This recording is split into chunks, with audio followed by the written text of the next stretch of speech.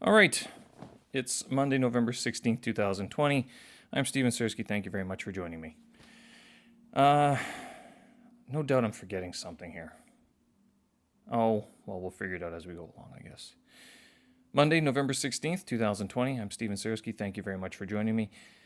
This coronavirus lockdown has put us all into a situation where we had to find something to do on our own, basically.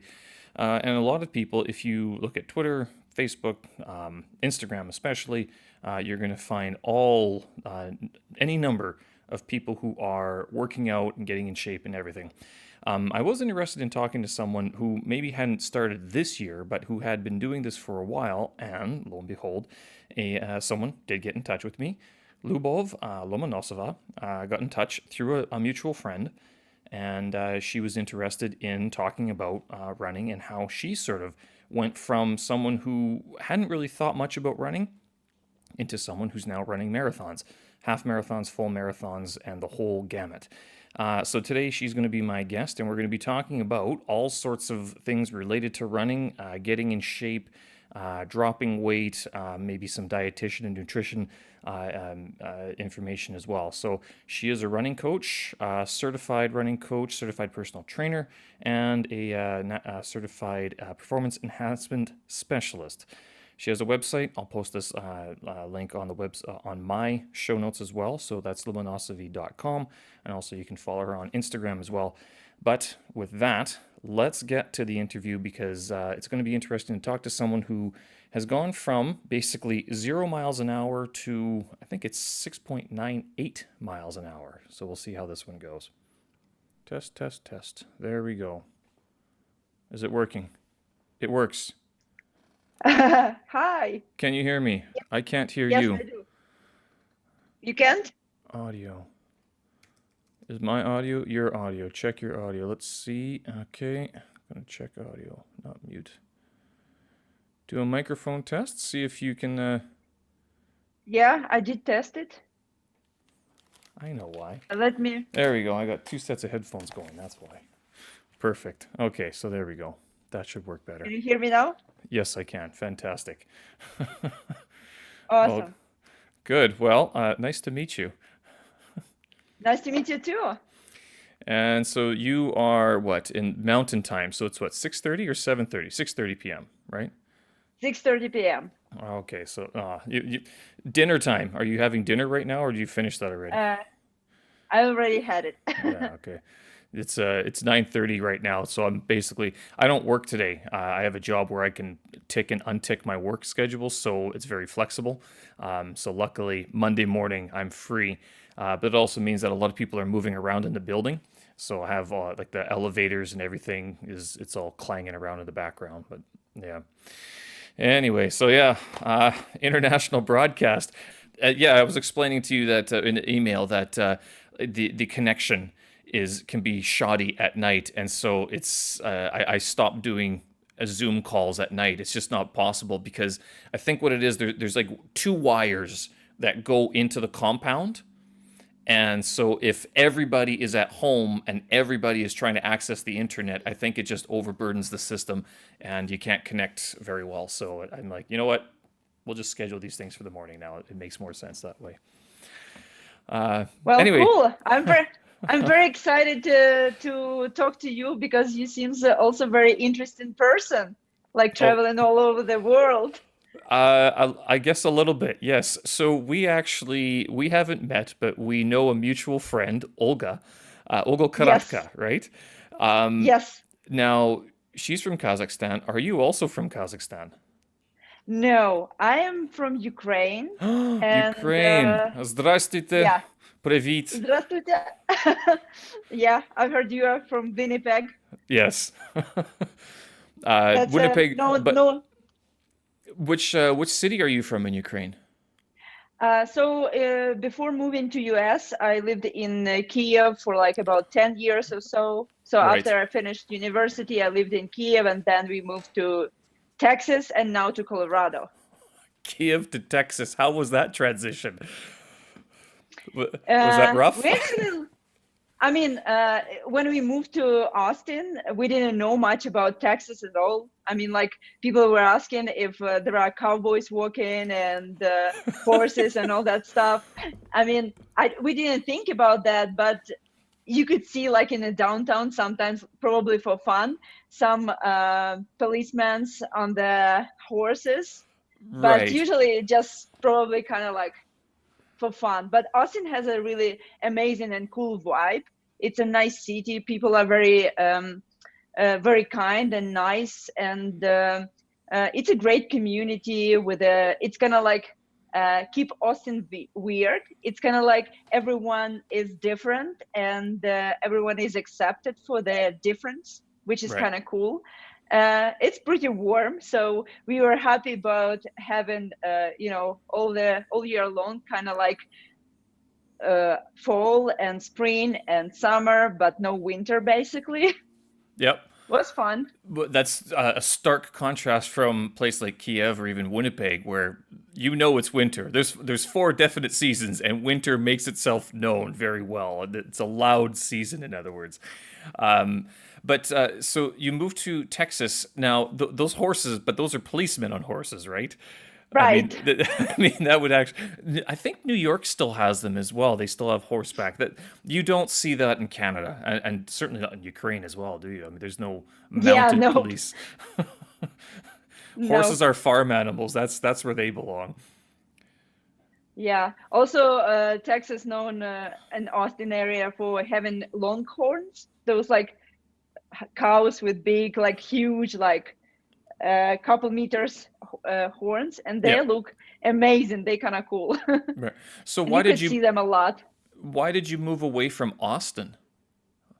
So we just were getting married with my husband back in 2014, Right. and something started going on politically in the US, I mean in Ukraine, and then also like we were thinking about trying different places to live while we kind of young, and so my husband is a software engineer, and he had ideas of opportunities he could pursue. So we started looking into his job offers in Europe, but he always dreamed about not moving to work in US probably, and he kind of got a job offer from booking.com in Oh wow. Amsterdam.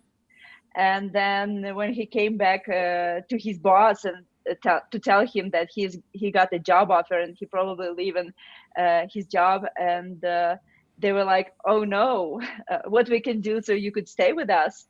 And he was like, oh, I don't know if you could do much unless I could move to US somehow. And that was like a big company consulting, and they did have like offices in US.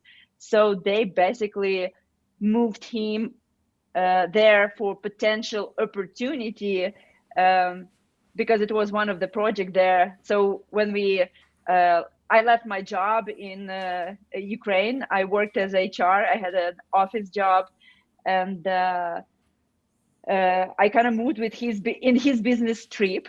I kind of like left my job, and we just went to try and see if there is like any opportunity for him. And then the project he started working at, it was going well, and they wanted to hire him. So then, meanwhile, this process was going on. He got a job offer, and we started working on visas, and then we moved to Austin.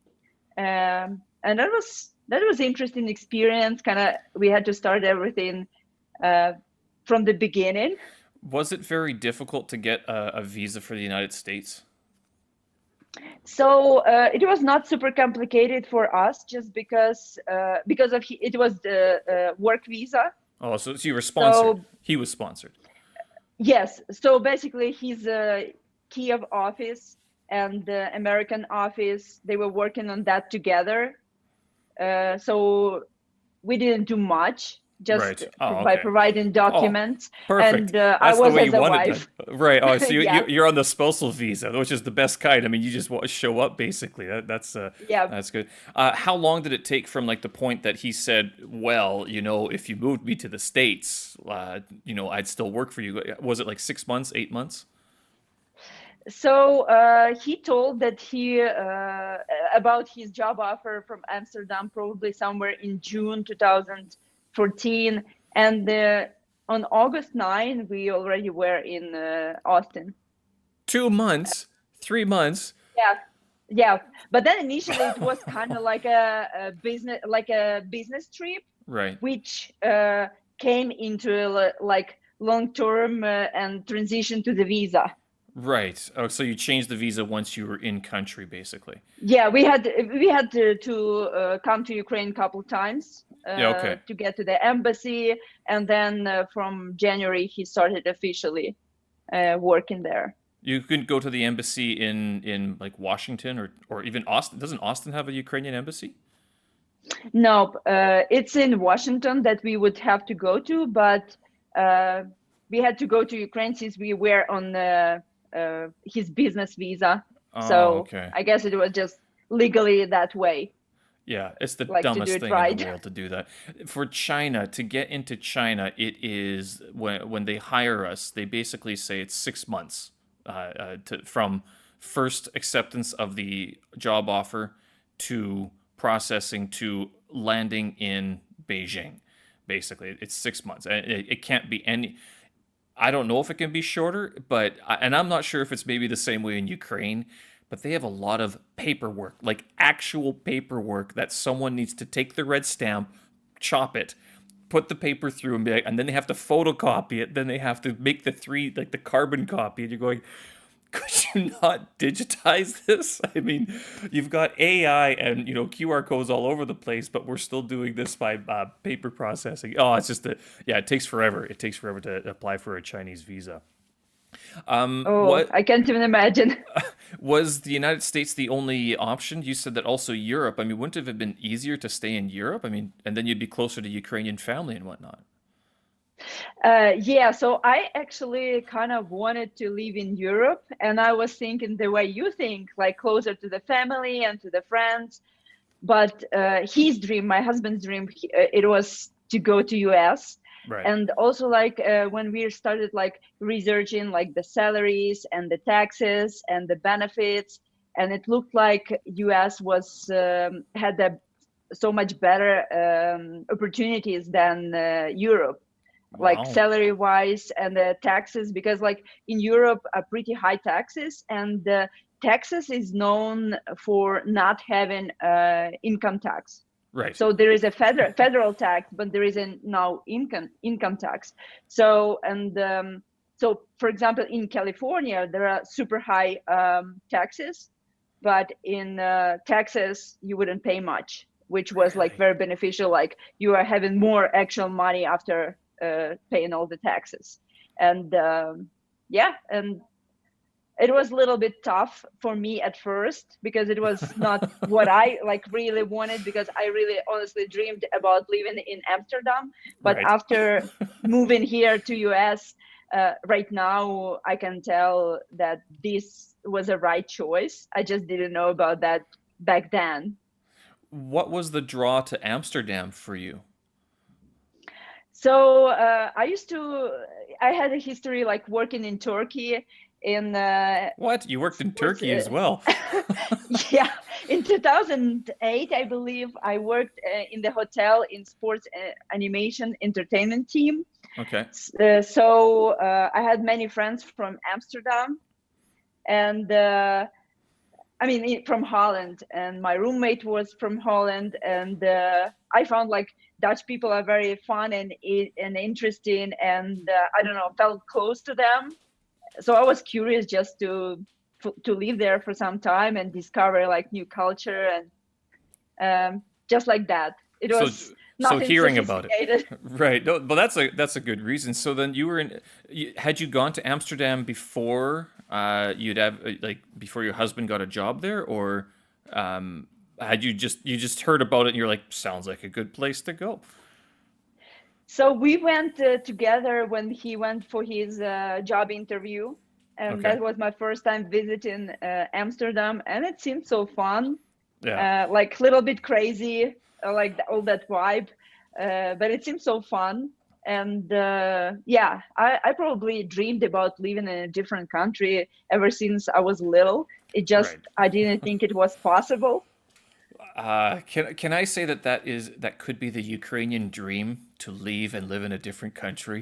I've met so many Ukrainians who've become expats, and when I was in Ukraine, I was in Kharkov, um, and a lot of my students at that time were basically all of them were talking about leaving, if they could. Mostly to Europe, Germany because that was closer, and I think Volkswagen was hiring at that time. But it seems, and then Canada is just full of Ukrainian expats, which I guess we call them the diaspora, right? It's the Ukrainian diaspora, Right. the descendants and the people who left the home country, sort of thing. But there's still a very proud Ukrainian tradition in Canada and the United States too. I'm surprised. I thought Texas sort of had a Ukrainian community, a large one. Colorado, I'm not sure about if they have a Ukrainian community at all. Yeah, I mean, yeah, Austin doesn't have like very big Ukrainian community, but Dallas and Houston, they have big ones. Right. Because Austin is like smaller town, smaller city by itself. It's Hmm. just like about 1 million with all the cities around.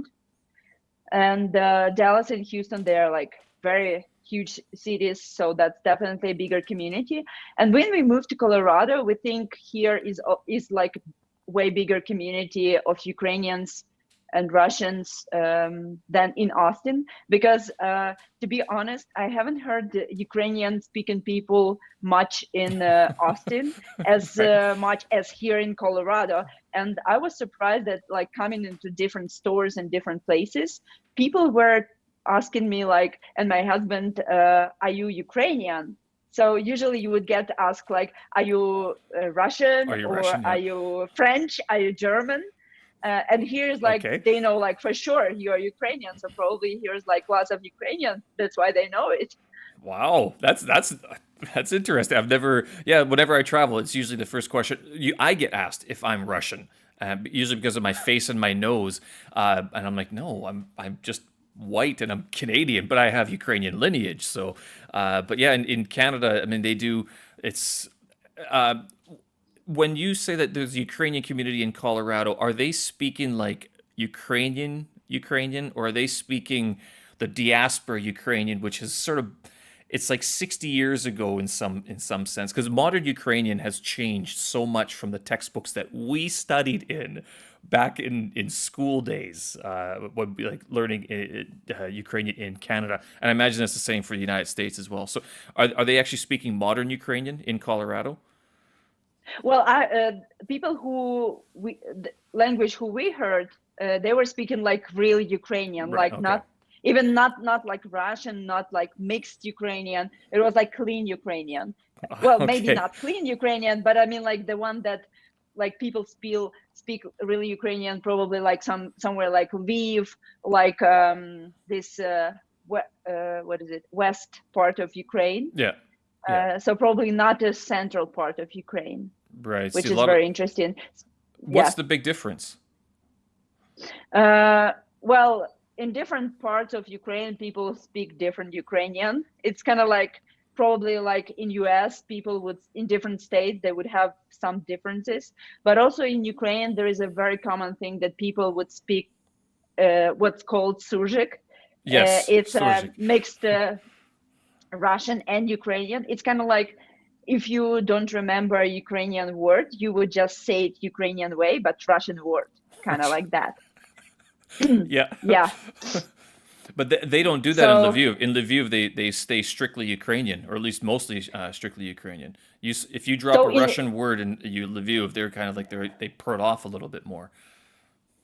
well in Lviv they would use more Polish Yes, into right. Ukrainian. So they can speak like Ukrainian, Hmm. but between each other they will not speak like that Ukrainian that they would use with other Ukrainians. Right. So, and if they will start speaking with between each other, like I probably wouldn't get all of it. Wow. But Yeah, so in because that it will be sense, lots of like Polish words. yeah. But I've always, when people ask me the big difference between those major three languages, like Polish, Ukrainian, and Russian, basically, I explain it that Russians and Ukrainians can speak to each other. Ukrainians and Polish can speak to each other, but Polish and Russians would have difficulty speaking to each other. So they'd need a Ukrainian to sort of do some translation work for them, especially when it comes to reading. And like if someone were to read what the Polish people have written or the Russian people have written, because they use different alphabets. And I don't know, that seems to. Am I wrong? Maybe I'm wrong on this. I mean, would you need a Ukrainian translator between a Russian guy and a Polish guy? So I would think that Ukrainian would be more unique people towards like understanding either Polish or Russian, just Hmm. because uh, like most of the people would like see on TV like Russian speaking things. Yeah, Some people still, I mean, like for example, my generation of people, they were learning Russian at school. I was Russian. I was going to Russian school, Russian speaking school, which was yeah, like kind of an exception. Uh, but most of people like understand Russian not just because they know Ukrainian, but because they hear it more. But Russian people probably would less likely understand all the words in Ukrainian because they don't learn they don't Ukrainian. learn the language, So, right? but also maybe they don't want to, Hmm. because like for example, when I worked in Turkey and I met people from different Slavic countries, speaking people, um, I was catching up some things, like even though they have like different language, like Slovenian or like from Bulgaria or somewhere else, like Yeah, you would get some little things because right. some words are similar. But also, like you are probably right that Ukrainian language definitely closer to Polish than Russian. Right. No, no, you're right though that the Ukrainians have studied probably more languages out of necessity than like Russians would have had to. Because for Russians, I mean, they either speak English, well, they speak German as well, and then French. They had a proud French, who was well, Stalin and Lenin. They all went to Paris, didn't they? They studied French for a while. So there was like Russian draws a lot from the French language, whereas Ukrainian, I mean, and Russians share a lot of similarities in that sense, in terms of vocabulary and whatnot. One thing I've always, when people say that or ask me about my Ukrainian or even my very terrible Russian, they're always put off by the language. But one of the greatest things that I have appreciated about the Cyrillic alphabet is the transliteration of English words into the language, into Ukrainian or Russian, because you just read it naturally. Instead of like here in Chinese, they change the word completely. They have a different character, different sound, and you're going, this is base 0 point for me. I got to learn everything again. Yeah, I read one of the your blog post about Chinese and how you explain like several words, how you mix them, and Oh, they like have totally different meaning. yep. And I feel sorry for like I understand when I'm teaching English and someone makes a mistake based on like a pronunciation, I go, yeah, no, I understand that thought process because to you, or to that student, the sound or the letters combination is the same in their head, but the way that you pronounce it in English can be completely different. Completely different. So, it's a challenge. I will say that learning Mandarin Chinese, it is probably, no, it is the most difficult language I've learned. But that's mainly because when it comes to Russian or Ukrainian, I started that when I was very young. So I don't remember like all the conjugations and the declensions that go into the Slavic languages. I mean, I was exposed to that very early in life. So when people try to pick it up later on in life, they're put off by that massive grammar database that you have to learn in Ukrainian and in Russian. How many languages do you speak? I speak one, and that is English. It is the only language that pays me money. It is the only language that I practice on a daily basis. I am studying Chinese, but it's terrible. And all the other languages I've studied, but I'm not very proficient in any of them. Very, very sadly. But you're proficient. You're fluent in what? Russian, Ukrainian, English, anything else? No, just a little bit from everywhere. Oh, Just, there you go. like, how are you? And in some languages, I can say. Yeah. Are you able to read any other languages as well, or is it just mostly speaking? So, I mean, like reading in getting sense, probably not. Okay. But like how to pronounce, yes. Okay. Like for example, I could read like what, like I know how to pronounce things in like Turkish, just because I know like I learned a little bit, and maybe in Spanish. But Right. yeah, I don't speak much those languages. So just Russian, Ukrainian, and English, and I'm trying to improve my English by reading books only in English right now. And I started recently listening to audiobooks, which was a huge kind of breakthrough for me, because initially when I came to US, it was so hard for me, even though I knew English, I could Yeah. speak with people English. It was different in the US, and also it was hard to like get to hear like what they're saying. And also like in Europe, in Ukraine, we studied British English, so I had to relearn the pronunciation, Yeah.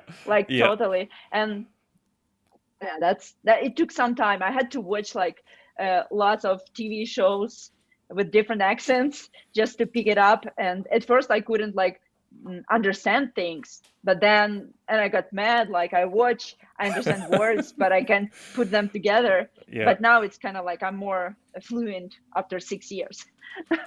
All right, so this might help me because I'm having the same problem with Chinese, that I can make myself known, like clear, like I can speak what I need, but as soon as someone says something to me, it's just like, oh, I don't know what you are saying. Like, I understand there are words, I understand the concept that these are words that you're speaking, but I don't understand what you're saying. Like, not I couldn't translate it directly.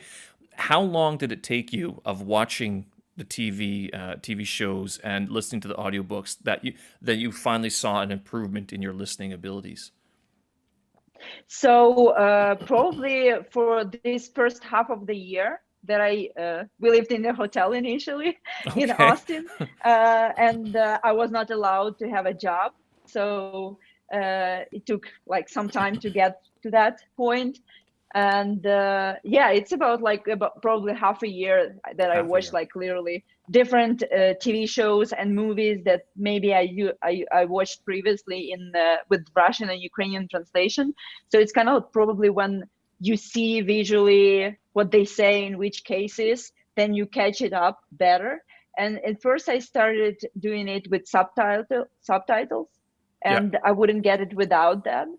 But Right. right now I noticed that I don't care if I see subtitles, I just catch it up. Mostly, like maybe if I will not get one word, I don't pay attention to that, but the general concept of everything, I get it. Yeah. As for audiobooks, for some reason, that was like a really tough thing for me for a while. And I started listening to audiobooks just pretty recently, this year, like few Yeah. months ago. And I was wondering that, okay, I understand it. The good thing about the English language, and if someone's studying English, is that there are a lot of audiobooks. When I was in Ukraine back in, it was 2011 that I was there, I was asking for audiobooks. Like, I wanted Ukrainian audiobooks of modern Ukrainian, and they're like, what's an audiobook? No idea. They didn't Right. exist back then. They had some Russian ones. And then they had old Ukrainian, like Ivan Kotlyaevsky, the guy who wrote the Hmm. Enida. So I Yes. so I have that, but I mean, they're looking at me studying this Ukrainian. They're going, that is Ukrainian from 200 years ago. No one's going to Right. understand you. So, modern Ukrainian, like I had to watch the news to learn any sort of modern Ukrainian. And because even in Kharkov, they were mostly speaking Russian. Right. With Chinese now, they do have some audiobooks, but I don't know, they're not very interesting. It's not stuff that I'd really want to. I don't care about it. And their TV is terrible. I'm not. They're pretty honest about this too. Some of the TV shows are just like soap opera. It's all soap operas, and it's all soap operas based on ancient history. So, I mean, if you don't know what's going on, like I wouldn't know the historical context of a lot of these TV shows. You're just sitting there going, "Why is she crying again? Why is this guy? Why are they able to fly in this episode?" I mean, things like that where it's such a stretch that you're kind of like, I don't know if I won't get the details, but I could at least practice my listening to some extent. And they subtitle everything here in China, which is great. I mean, all the TV shows, they're all subtitled automatically, so you don't have to worry about not being able to read it. But then you have to be able to read Chinese as well. Yeah. Right. Which audiobooks are you listening to? I really love self-development motivational books. Okay. So yeah, currently listening to a book called Grit. Great. Okay. Yeah. It's How is it? Grit, Grit. I've heard it. Yep. So yeah, it's by Angela Duckworth. She is psychologist, and the book is about like persistence, perseverance. It's kind of like how one can be doing one thing like during the lifetime, and how dedicated person is, and like how many times like after failing you will get up and do the same thing, and whether you will reach or go your goal, or you will give up. And it's about like different examples of like professional athletes, or like people in any other field. It's very interesting just because so I am a runner, and I have kind of like big goals, which right now sounds kind of ridiculous to where I am, but I still dream about them. Okay. And I'm working on getting mentally stronger. And also, you know, we tend to lose our focus very often, like just getting off the course, just because we have surroundings, we have too much information, and it's so hard to filter and just go where you're going. So motivational and self-development books help me stay on track and not to get into this negative part and self-doubt part. Right. Okay. So, I mean, has this been a big challenge for you? Because looking at your website, you do explain your sort of journey from, I think what I said before was 0 miles an hour to 6.98 miles an hour. Is that right? So yeah, I mean, I was never a runner, like at all, and Right. I hated running. And I basically discovered for myself running and fall in love with it, which completely changed my life and my mindset. And I turned something that I hate into my passion and into my job. So So wait a minute. yeah, You hated running, or you hate running now and yes. you still do it? No, I do love running. I'm actually kind of like a run addict, I would call myself.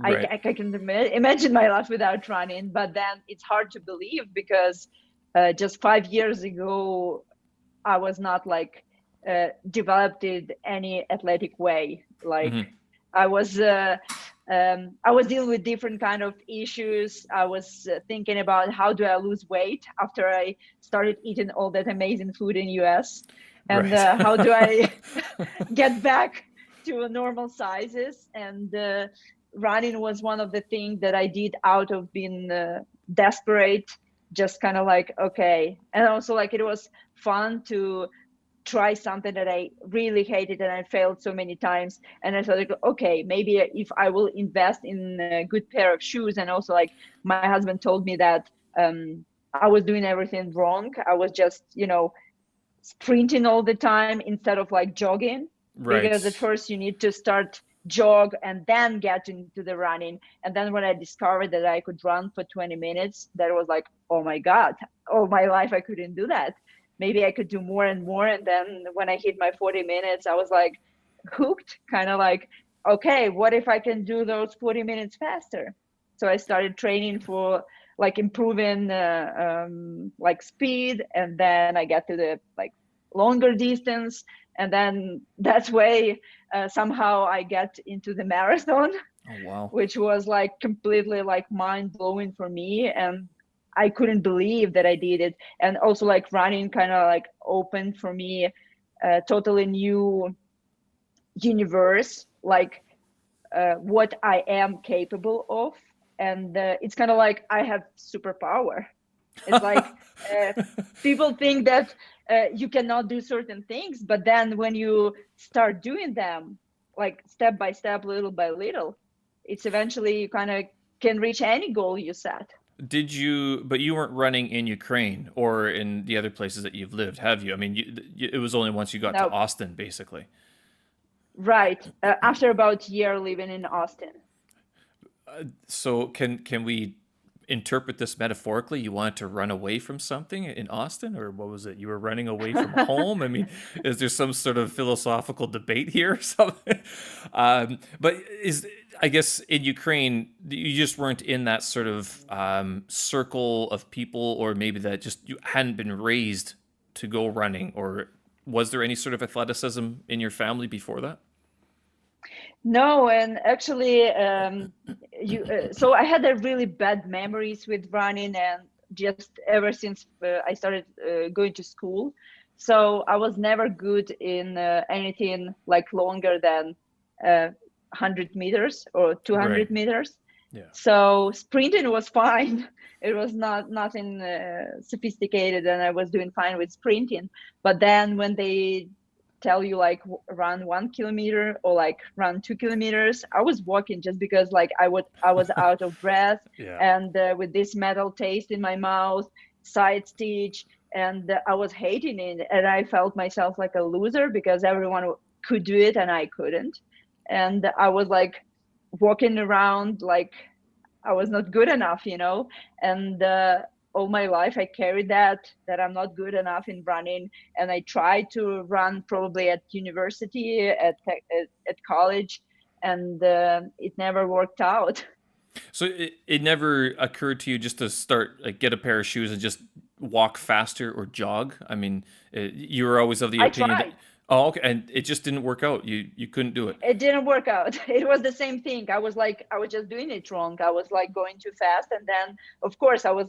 Right now I understand what was happening, but back then I didn't know that I was like just like using all my energy, and then I didn't have it anymore, and then R- I couldn't run, of course. And also my system was not ready, because you need to work on it and develop it. And yeah, in Ukraine people would be more like, okay, let's go have fun, go to discotheque, or like have a drink. And like drinking alcohol, it's kind of like a was a big thing for me and for like many people in Ukraine. And yeah, so right now I don't drink alcohol and I don't smoke, so that's Oh, also like thankfully I have to be grateful to running. uh, so running saved you from this. Yeah, in Ukraine, it's actually I do have to say though, when I was in Ukraine and I was teaching English, it was me who was drinking. It wasn't my students. My students were like, Wow. no, we no one drank vodka unless it was a special occasion. And I grew up thinking like, that's all Ukrainians drank. But then they were like, yeah, we'll have a beer or maybe two every now and then, but not very, like no one was drinking all the time. None of my students were. It was me, the English teacher, who was like, yeah, let's go to the bar. Yeah, yeah. And, but that, I mean, actually, you made this comment before about people asking you about the Cowboys in Texas. Yep. One of my very first memories of meeting a Ukrainian, someone from Ukraine, was actually my older brother's girlfriend at the time. She was from Kharkov, I think. And when I first met her, I was asking her about Ukraine, and this is when I was a teenager, so in high school. I go, so wait a minute, do they wear Ukrainian shirts all the time in Ukraine, like the embroidery. Uh, what's the Ukrainian name for it? Not the Shadavada, that's the other part. Vyshyvanka. Vyshyvanka. And so I'm like, yeah, do they just wear these embroidered shirts? And she looks at me going, what? Are you serious? Are you actually asking me this question? No, we wear normal clothes. Adidas, Nike, black shirts. They're fine. Yeah, so culture shock there. Oh, Steven, you should know better. Okay, so what about the first pair of shoes? Because you said you bought a new pair of shoes and that got you running again in Austin. So what did you buy that was like, okay, I've spent the money, I'm going to commit now? So actually, my husband started running first, and I was Okay. like, okay, I'm not doing that. But when he started running, he just started running in the shoes that he had, and after a certain time, he started having knee pain. And then we started reading and like Googling information about what that can be. And one of the reasons can be like not a proper pair of running shoes. And then we found that it was a store in Austin that you can come into. They will put you on a treadmill. They will record how you run, and then they will recommend you a proper pair of running shoes. And so he got one pair for himself, and he was like, okay, magic, my knee's not hurting anymore. And I was like, okay, so if I'm gonna start running, I'm gonna have to have a pair of shoes because I love new stuff. You know, girls like new shoes, and this is extra time when you can get a new pair of shoes. And then when you invest into $120 pair of running shoes, you gotta do something. It's kind of like you're committed a little bit more Yeah. because you don't want to like put it into the waste. So So that what was the store called? The store called in Austin, Texas. Are they it still was around? yep, it was Texas Running Company, and after 2 years of running, I ended up working in that very store, Oh, there you which go. was very interesting. Why? Because you just were there all the time, and people started asking you questions, or how did that one work? They had a running club over there, so it's kind Hmm. of like once or twice a week you would come and run with running group, and that was kind of like fun to socialize and meet some people. And back then I was pretty new to running, and then at certain point when I got work permit, and also I've been looking for a job for a while and I didn't have any luck, and Right. then I gave it up to look for that office job, and I started going to community college and learning English, and then also I took certification for personal training. And you know, like I just saw the advertisement that they are hiring, and Hmm. I was like, I was kind of like, I don't believe they will hire me, but it was checking just because I kind of know those people. That sounds fun. And I wasn't preparing for that. I just stopped by and I was like, okay, I saw you have an advertisement that you're hiring. And they're like, okay, we know you, you're hired. Oh, And I there was you like, go. that's simple. I mean, I've been going to different interviews for like half a year and I couldn't get anywhere. And now you're hiring me just like that. And yeah, I ended up working 2 years in that very store, Wow, which that's was fun. impressive. So, but with that, I mean, because you said you're certified, it sounds like once you moved to the States, I mean, you really took this opportunity to sort of, I mean, just start doing things a lot more like a healthy lifestyle of sorts. Was it your husband that got you going again, or was this sort of the new environment, or what else sort of pushed you to start doing this?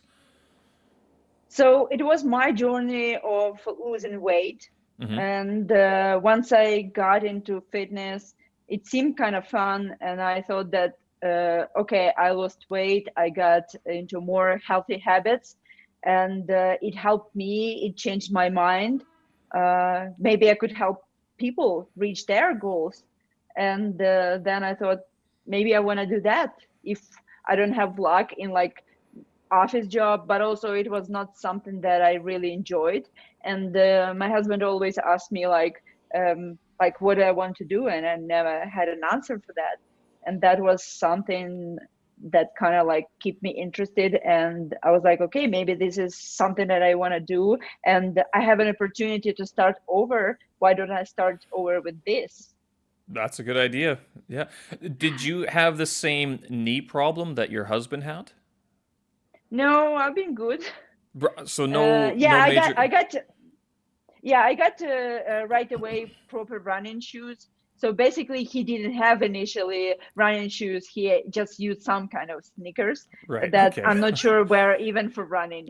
But having like proper running shoes is very important, and also they don't last forever. So every 500 miles you have to change them, or like Oh, every six really? to eight months. Yeah. Oh, okay. But 6 to 8 months is based Otherwise, on how much you're running, though, because I mean, I haven't run 500 miles in my shoes just yet. right. Right, probably like over a year, you wouldn't want to have one shoe if you're like running from time to time. Hmm. I Just because it's something gets happens with the material, they're not as good, so it's kind of like happens something to it. But yeah, I understand because like the foam starts to get compressed and then it gets right, distorted because of all the sweat and the pressure, and so you're not landing evenly anymore. right. So then, with that, do you run on your toes or do you run on your heel? I ride on my meat food because it is. I wouldn't say it is one or another way is correct, and also like every human body is different, but generally like I'm a long distance runner, Oh it's yeah. like more recommended to be landing on meat food. But there are, it is also like different parts of meat food, and Hmm. people may call it like more on the toes, like on the forefront or towards the heel. So I'm landing probably closer to the heel, but it is Okay. not heel. So the main point is that you would land under the hip of your body, so it Yeah. wouldn't go way in front of you. That would be heel striking, which is not good and bad for your knees and everything. But for example, if we will talk about sprinters, they would be running on their toes just because it is not much time for this ground contact while they're sprinting is like super fast. And those people wouldn't run the distances that we run, like Right. distance runners. I was wondering, have you read "Can't Hurt Me" by David Goggins? Yes, I listened to it and I loved it. I After I read that book, I literally started cleaning my toilet harder. It was that motivational. I'm like, all right, that stay hard. I'm gonna clean. This is gonna be the best toilet cleaning ever. But I was sort of wondering because you do marathons. I don't. I've never run a marathon in my life. I don't have the interest in. It mostly there's two reasons. There's one major reason: the time it takes. I To run for 3 hours. I mean, I don't do anything for 3 hours other than work, and even that, I will be fully honest, my brain isn't always on at work. But for 3 hours of running, I don't know if it'd be possible for me to be mentally prepared to do it. But also, running for that long physically, I know I would not go do a marathon now. I just could not do it. I do 20 minutes, 25 minutes, and I run mostly on the tip of not the tip of my toes, but I guess more towards the front of the midfoot, like you were talking about. And that's enough for me for in terms of running. Now I have other things I do work out as well. But for you, I mean, how do you pace yourself for your marathons? Not just physically with your feet, but then 3 hours of running. How do you do that? Well, if we will talk about 3 hours of running, this is already pretty competitive. Okay. So people who run marathons, they probably like if you will finish marathon in 4 hours for their first marathon, that would be considered very good. But there Okay. are lots of marathoners who finish like in 5 hours or 6 hours. That's I cannot imagine doing, and this is like a lot of stress on your body. But when I trained for my very first marathon, which I finished in 4 hours 4 minutes, um, the marathon itself, it's kind of like it is not hard only physically, it is hard mentally. And while you are training and increasing your distance, um, it's kind of like your mental work as well, like Hmm. time on your feet. And for me, it just, one more mile, one more mile, here's a little bit more. And then once you start running more, like, for example, I got interested in like, how do I breathe? Like, what do I see? How do I feel? How do I pace myself? So my mind is basically all the time occupied with a calculating something Oh, or wow. thinking Okay. about something. But also, like, when you like doing all those like long runs after accomplishing something big like that, you have this feeling of huge accomplishment, and you feel really good, which calls like this um, like runner's high or something, Right. when you like run slowly and for a long time, then you feel good about it. And like, if we were going to talk about that marathon itself, so it would be like um, keeping my mind busy with the mental cues, like, you got this, you are strong, just a little bit, you've done it before, just battling your own thoughts about like doubts, like you can't let them come. You try to memorize your plan, what it was initially, like stick to your, like, look at your watch, see how you pacing, are you not going too fast? Because if you will burn energy too fast, you will not be able either to finish it at all, or you will slow down a lot, because the energy is changing, and then your body getting tired, like some of the systems shut off, and then basically all the blood goes into your legs and go And out from your brain. you're And not thinking anymore. yeah, it's mentally hard thing, but once you finish it, it makes you feeling so amazing, like, oh my god, I did something really cool. And then it opens up like, okay, maybe I can do something else bigger, So, and okay, so not you're just running the in running. marathons. Now, is that 25? That's 25 or 26.2 miles, right, for the marathon? Right, right. So, Yep. when you say that you're training, are you running like practice marathons all the time, or are you running shorter distances? So usually in general, people wouldn't get more than 18 22 miles during the training, and that would occur probably once or twice, Okay. because it's a big load on your body, and you want to be fresh on the race day. So um, yeah, so for example, first time marathoners, depending on their time, may hit just 16 miles or 18 miles, and that would be enough to be sure that you will be able to run a full marathon. It just before marathon, you would have what's called taper, which is at first you were building up the mileage during like each week, and then you will cut down it to like really like 30% of your volume on the race week. Hmm. And then because of this build up of the uh, easier load, you will be able to do a superpower on the race day. And usually, uh, you you are you can run way faster than you ran during training. Well, yeah, is that sort of the pressure or like the enthusiasm of being part of the race that sort of pushes you to run faster during the actual race itself, or is it just because you're like, okay, it's now go time. This is what I prepared for. So initially, you would think about what is your goal, and Hmm. you would train closer to that. But on the race day, you will have those like endorphins, adrenaline, and also well-rested body. And your body, you kind of like trick it that it doesn't know that you will be going for 26.2 because you've never done it before, right? I'm not And telling you what we're then going to you do, are but we just, know what's going to do. yes, you are kind of like tricking your body. But also, like, it has to be meticulously planned, like when and how you will execute it. Because, for example, you cannot do like the most common mistake of many marathoners, like as well as professional ones, that they could burn like all the energy in the beginning in first 10K, but everyone says that the real race just starts at the last 10K. Okay. So yes, it's actually like that is kind of like a big long warm up, and then last 10K, that's an actual race. Why? And What happens there?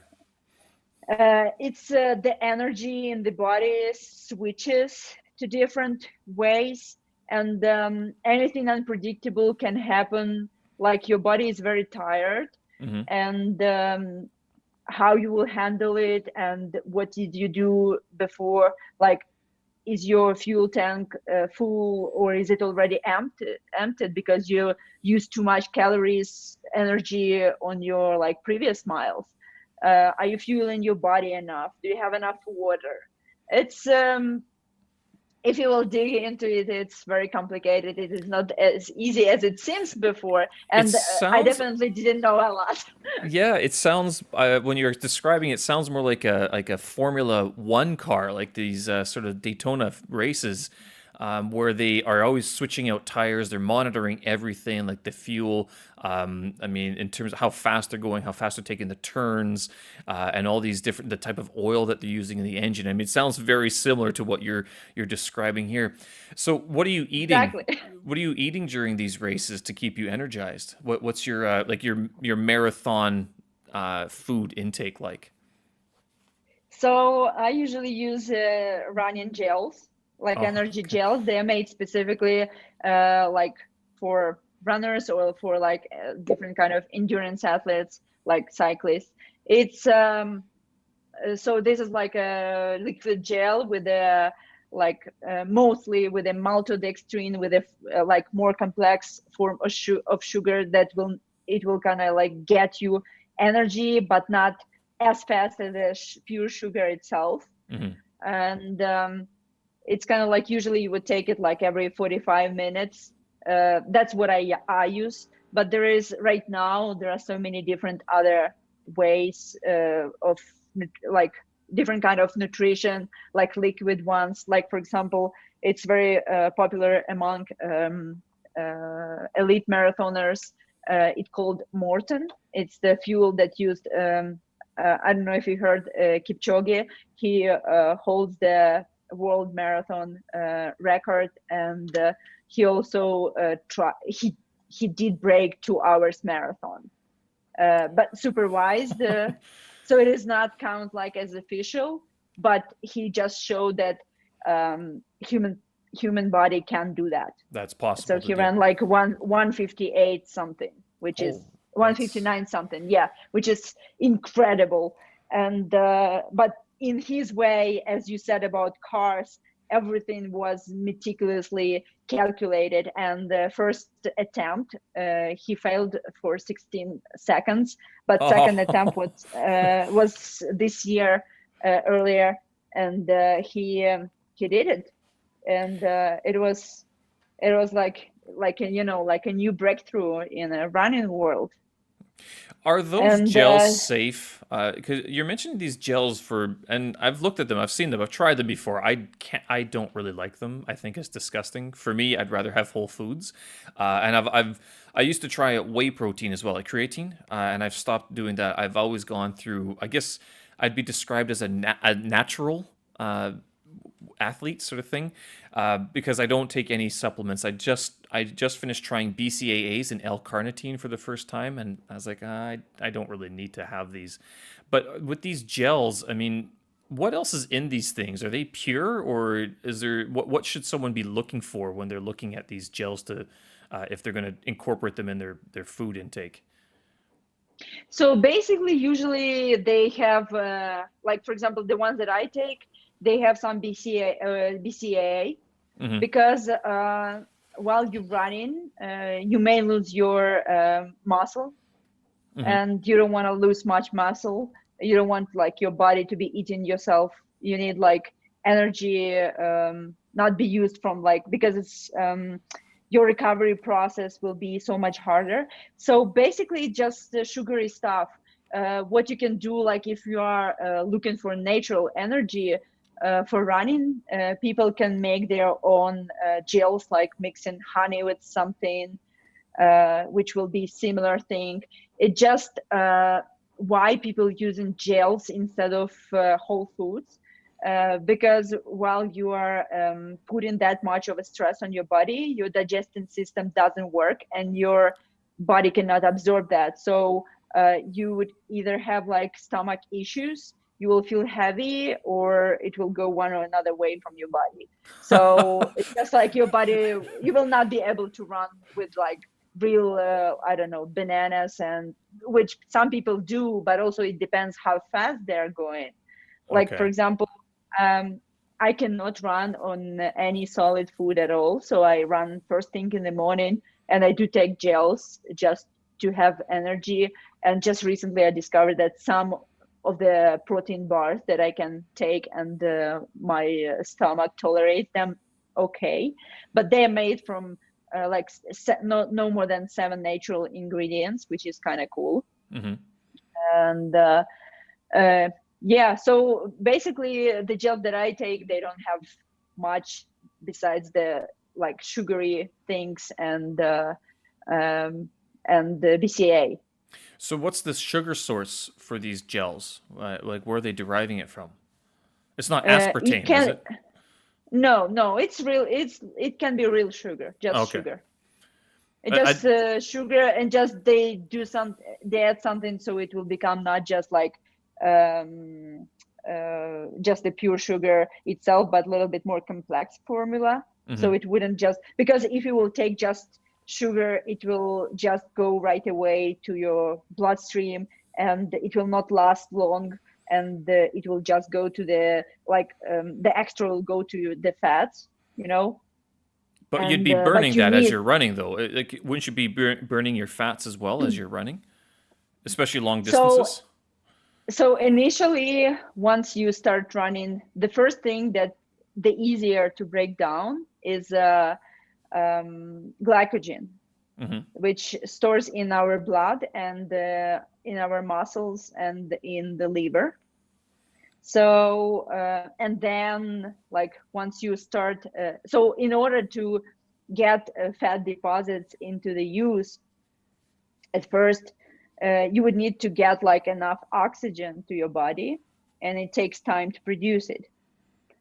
So you cannot like rely on pure fats unless you're on keto, Okay. you know. Then you're like, your body knows how to use fat just itself, just because you don't have any glycogen stored at all. But if you do have glycogen, it will be taken first.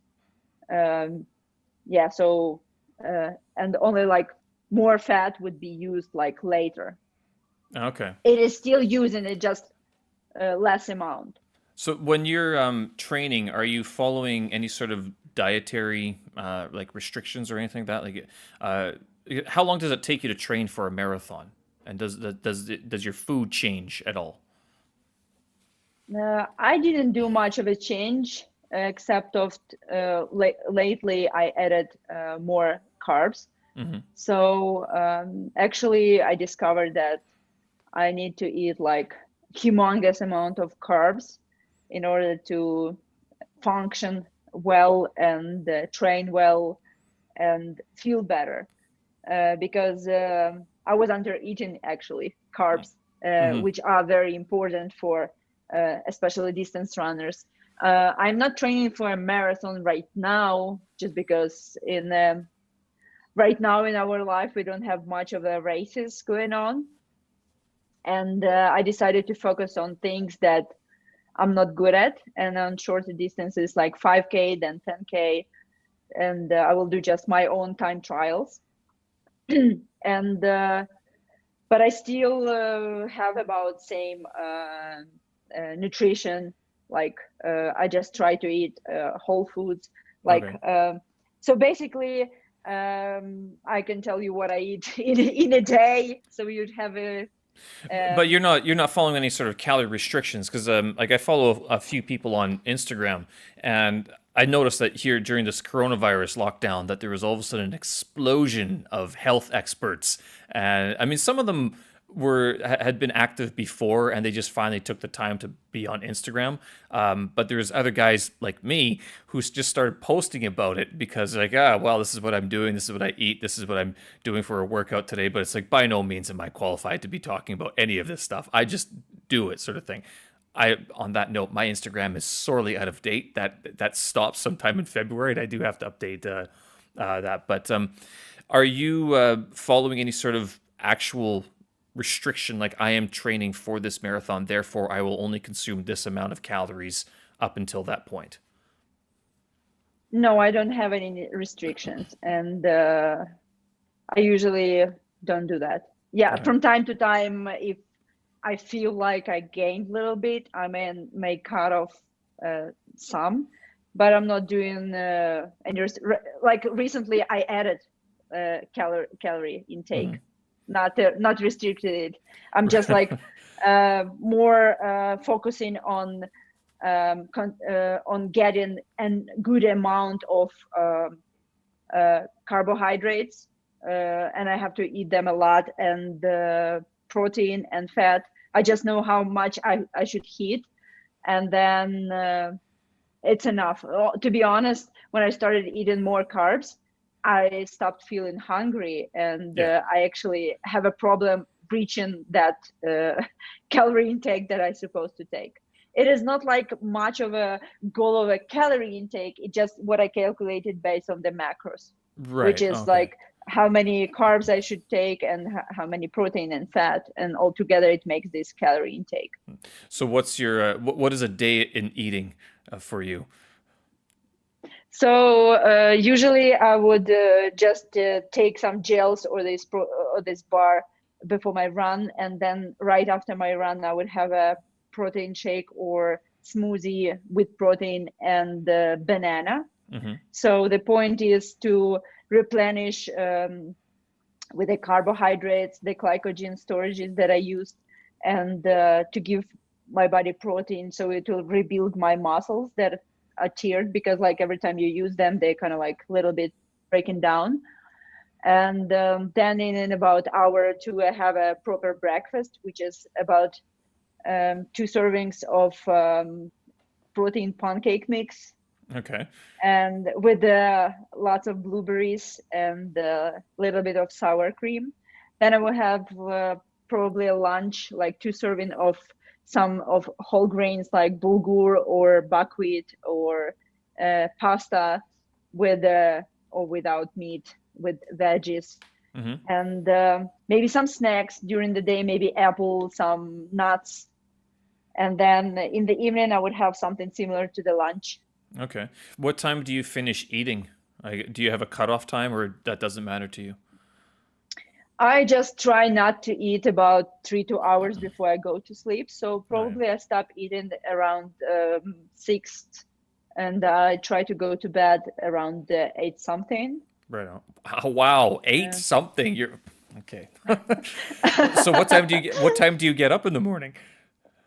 right now about 5:30, 5:30, 5:30. sometimes earlier. I usually don't use alarm. I just can wake up by myself. It just lately they changed time and it's so dark. Oh It yeah, doesn't yeah. make sense to me to wake up like at 4. But during summertime, I wake up like at 4. Right. I tried to get up at 5:30, but with this recent the end of daylight savings time, I can't. It's just too the shift from Beijing to like North American time. That 1 hour means that there are some things I can't get done at night before I'd have to be in bed in order to get up at 5:30 Beijing time, because Beijing doesn't do the daylight savings time, so our time is constant. And I also found that I think 6 o'clock is just the earliest I want to get up that I can get up. But I get up at that time, alarm clock or no alarm clock. I'm up 6 o'clock, and I do. I don't go for runs. I used to run in the morning back in my younger days, in my early 20s. That has ended. I just get up and I stretch. So basically, I get up, I have a bunch of hip stretches because I have hip problems right at this moment. Probably because I wasn't stretching properly in my 20s. And then I also roll. I have this foam roller that I roll everything. So that sets me up for the day pretty much. But yeah, I'm not in bed until about 11. 11 till 6 is my sleep time. That's people who get up, some of the people I work with, they get up at 4:30 or 5 o'clock and they're going for runs. I'm like, nope, can't do it. Can't do it. How long do you run in the morning for? What's the duration? It's different every day because I am following a training plan, and training plan can change throughout the year depending on what distance I'm training for and what phase of the training I am at. And so it can be as little as 45, 50 minutes, and it can be as long as like 2.5 hours to 45. In But the this would morning? be like, Not eating? You uh, you run for 2.5 hours in the morning without eating? yeah, with gels, Okay, and I make sure I eat enough to like the day before right. and the week before. So if I'm fueling my body, I do have like all my storages full. Okay. That see, and yeah, you know what? 45 minutes, 50 minutes. That's not a. It sounds like a long time, but if you do that first thing in the morning, 5:30 to 6:30, or even done by 7, then you still have that rest of the day, which is what I appreciate about getting up early. Is that you get up, you do those things, and then you're done with it, right? You can go on to the rest of your day, sort of thing. Ha, but you run in the morning. Do you ever? What do they call the two-a-days? Do you ever go twice a day if you're ever training for something? This thing is kind of new to me. I did like couple tens of times, not a lot. During this summer, I have done few times that, but it is not something that I know how to do it um, properly because of the nutrition. I feel so heavy, and Okay. it's hard for me to run in the second part of the day. So when I will be getting into it again, I need to figure out that nutrition thing. And I would think the days that I would have to have a double runs, I would have to have like lighter food, like nothing heavy like meat. Though I don't run first thing in the morning. I did like in the very beginning, but right now before going for a run, I have a like about, I don't know, maybe hour and a half my Okay. morning routine, Okay. and then I go to for a run. So Oh, so it's you, like you don't it's get you don't elevated. have the shoes by your bed. You put them on. You're just out the door running. Nope. Yeah, so like a couple years ago, I started incorporating those morning routines. I found out that it's so not useful getting to my phone first thing in the morning, Oh, it's terrible. and and yeah, I started reading more books, and then I learned that all successful people do have a morning routine, and I started incorporating that. So right now I have meditation, journaling, reading, and mental training, Okay. So and that's then like what, running. 15 minutes each, and then you sort of move on to the next, or how do you pace it at all? Do you time it, or just as every day presents itself, you deal with it? It's kind of like I do it by feel. I don't have a certain amount of time for each, but I probably should improve it somehow, because like my meditation, depending on the day, can be either 5 minutes or like 20 minutes. Hmm. And reading can be also different. Journaling doesn't take long. Usually it's more like 5, 10 minutes. Uh, I've yeah. found that if I ever journal in the morning, it's I hate being up at this time. I feel like shit. What else should I write about? Well, I still feel like I should make coffee. So I stopped doing that because like these, unless there's something burning that needs to get out, which sometimes there are, and it helps clarify your mind. But sadly, I don't sit down and journal as regularly as I used to during COVID lockdown. But that's because work has finally started up again. But with your morning routine, so what sort of pushed you into this sort of change? So you wake up 5:30, fresh and bright. You start journaling. What are you reading at this time? I have to ask you, how can you read when you just woke up? I don't know. I feel super energy in the morning. So I became, well, I made myself a morning Ah, person. okay, right. And it's kind of like right now, since I wake up not with the alarm just by itself, Yeah, just biological clock, I feel the most amount of energy in the morning. And I actually um, I I kind of priming myself for a good day. yeah, yeah. So I need to read something. So that's why I also like reading those motivational books, because they set up my mind for success. And then I will journal about my plans for the day, and will add some gratitude, and maybe put on some dreams or something like that. All right. And So you're not sitting and I down feel with good. you're not sitting down with like a history book of the history of the Kievan Rus or something like that. You're sitting down with, you are a great person. You will do well today. Remember, focus.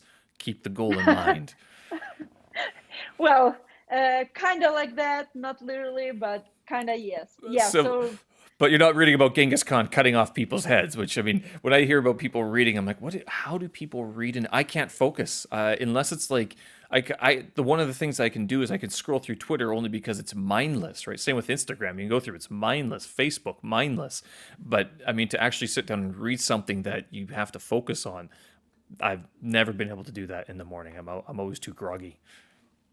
But it sounds like you have that you have a certain set of books or a certain type of book that you actually go to that you read, and then that gets you going to put your shoes on, to go run, to and then to follow the yes. rest of the routine.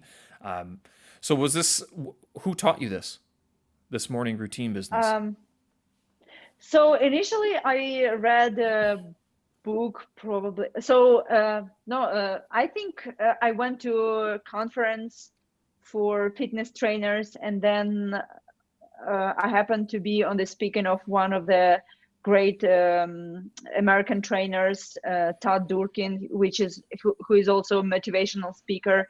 And he had like incredible amount of energy, and he shared about this, that he wrote a book, the Vow book.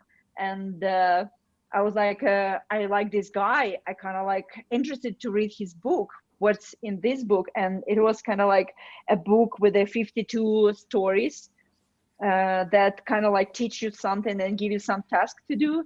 And from that book, I learned that it is better to use your morning time in purpose, because like first hour of your day, what you spend on, it's kind of like affects what you do throughout the day and how your Mm, day goes. And then he said, like, you gotta like read something or listen to the podcast, and you have to journal. And then I started doing that. And then I started reading books. And once I started reading books, I discovered this miracle morning book. And that was okay. like literally explaining all the morning routine, which I started incorporating. And right now, it's like every other books of those successful people, they say they do some kind of morning routine, and which is pretty much similar in many people, for Right. many people. Okay. So yeah. Yeah. The my my morning routine during COVID, I liked it so much. I didn't like going back to work, but my morning routine was fantastic. I would get up at like 5:30, 6 o'clock. I'd do my stretches, go for my walk, come back. I would sit down. I'd do an hour of Chinese. I actually before that I would make myself breakfast. So I'd listen to Chinese. I'd make myself breakfast, sit down, have my coffee, do another hour of Chinese, and then only after that I would start doing any of the other things I needed to do. But my studying Chinese was my running. I used to walk and run with Chinese, but then I'm like, now my brain's trying to go in too many directions at once. It's too much. I have to. So instead of meditating, what I did instead is I just started cutting out certain things. I separated them. So instead of trying to listen to Chinese at the same time as running or walking, I'm like, I'm not going to listen to anything while I'm walking and spend 15 minutes just in silence, rather than trying to multitask all the time. And I found that helped a lot too. That gave me, I wasn't so, I wasn't anxious trying to always get something done. It's, I don't know. Do you ever get that feeling that you always have to, that anxiety is like, I'm not doing anything. I have to do at least 3 or 4 things at once in order to feel productive. Yep. I just recently listened to the book called Essentialism, which kind of like pointed out that whatever task you are having right now at hand, you have to be completely like be present in whatever you're doing. That multitasking, it's kind of like possible, but multi-focusing cannot be possible. So Yeah. it's kind of like you cannot do like efficiently one thing. So if you're like watching TV, you should be watching TV, not like scrolling your phone or reading something along the head or checking some reports, how people Yes. do. So it's kind of like you have to have like, so it makes total sense, like walking in silence. It's great. Do you do anything to boost your mental ability? Like your mental, like my big thing with focusing on nutrition was more that because of the morning routine, I didn't want to drink, I didn't want to intake much more caffeine because when you intake too much caffeine, like you can't sleep well. So the whole idea was like I want to start, but I want to drink caffeine because I love coffee. But then I wanted to be able to sleep at a certain time, 11 o'clock, 10:30 p.m., and then rest well, and then get up and do that again. So what I started doing is I started incorporating like fish oil and coconut oil were the two things that I've added to my diet that I found some people say they don't work, but I find that I'm just a little bit more, I don't have as much brain fog as I used to when it comes to getting up earlier, and I don't have to rely on coffee as much. I stay away from green tea. I tried green tea, the matcha powder, couldn't sleep. It ruined my sleeping schedule. Can't do it. So do you do anything to sort of help you with that mental aspect? Not just, I mean, for running, but also on your day-to-day routine and business? I do take caffeine in the morning in the form of sports drink before my run, Okay. but this is a part of my routine because uh, it's some delicate question that you need to empty your stomach before you go on a run. If you go on a Right. 2-hour run, you gotta be like ready for that. You don't want to go crazy and look for stops. But Yeah. this is like something that people do, like runners do, and I didn't find out any other way that worked for me. So Okay. that's the only time probably that I take a lot of caffeine, Hmm. and that would be early in the morning. But then throughout the day, I'm not a coffee drinker, so I love tea. So I can have tea like probably throughout the day if I want to, but it depends on the season and time. I just try to be more conscious not to take caffeine like after 2 p.m. Yeah, that's the cutoff. That seems to be the cutoff that's Yeah. promoted these days. And yeah, I do take some supplements like to help me with the sleep because I'm not a really good sleeper. It's a What's combination of, I don't know, thinking too much and also like all the stress that I develop with the amount of training that I do. right? So What supplements do you yeah, take? I do take ZMA. This is like zinc, magnesium, Hmm. and vitamin D. This is Okay. like one supplement.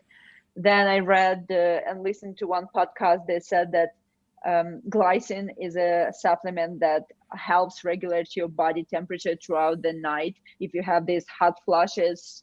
So it's kind of like you wouldn't wake up because of that. Hmm. Um, yeah, and uh, yeah, that's kind of that I tried. So it is not like every day I take both of them.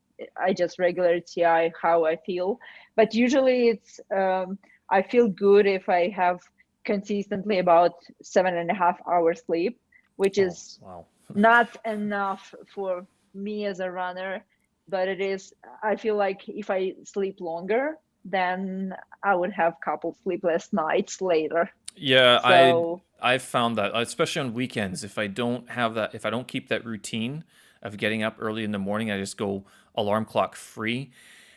If I sleep 8 hours one day, all of a sudden I can't get to sleep that night, and then it just compounds itself. I'm like, no, I gotta restrict myself to 7 hours on the upper end, and then nothing less than 6 hours. I can still function on 6 hours and 5 hours, although I've noticed that I'm cranky.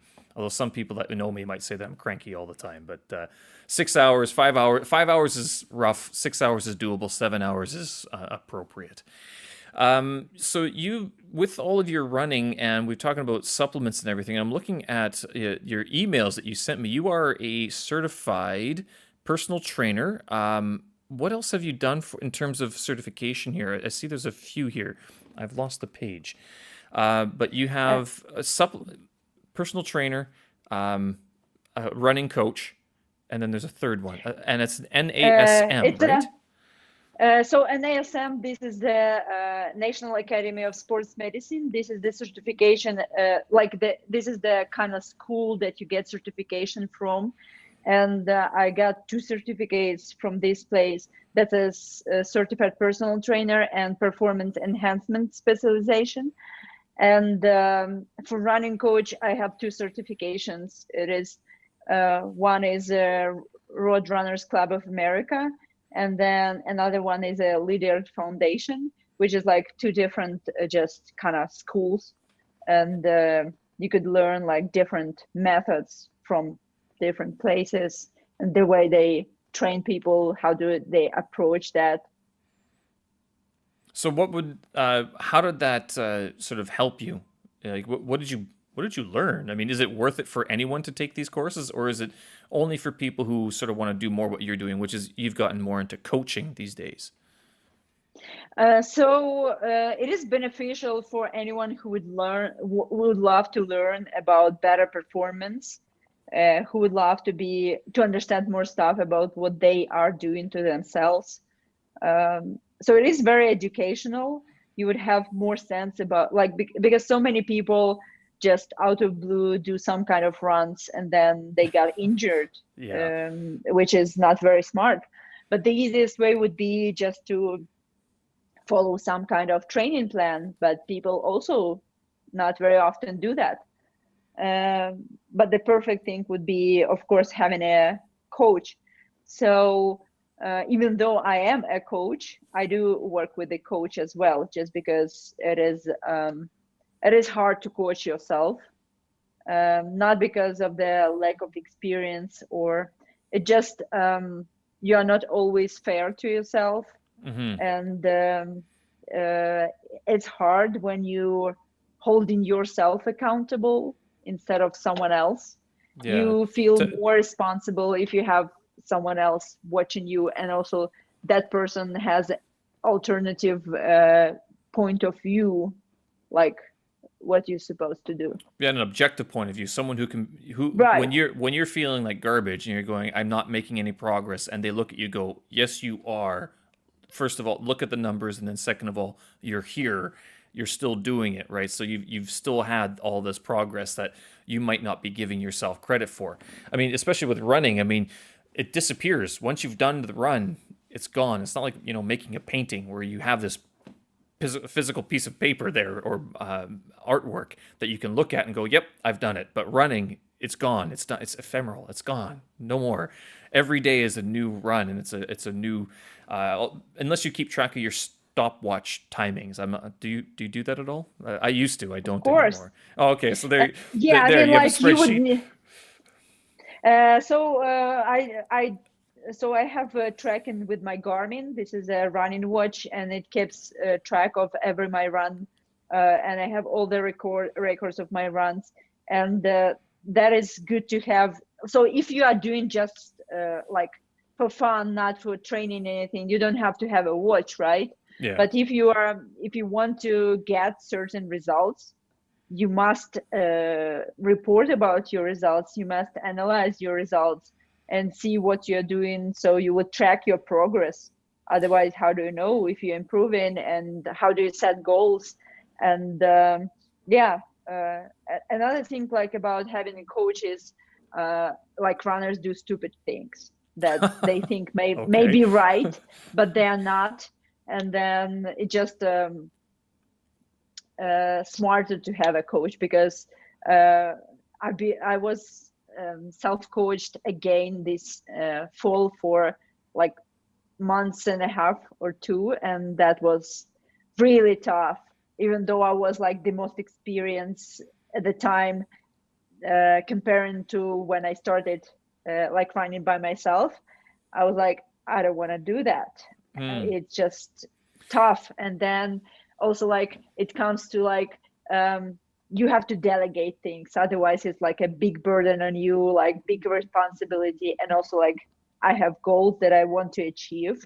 I probably could still do some effort by myself, but it's just so much easier when you have, as you said, objective perspective of things you are doing, and someone has a smart plan for you. Because for example, right now my coach gives me like 3 weeks of like loading and then Okay. 1 week down, and I wouldn't do that for myself. I would be like, okay, no skipping, I'm just will be working.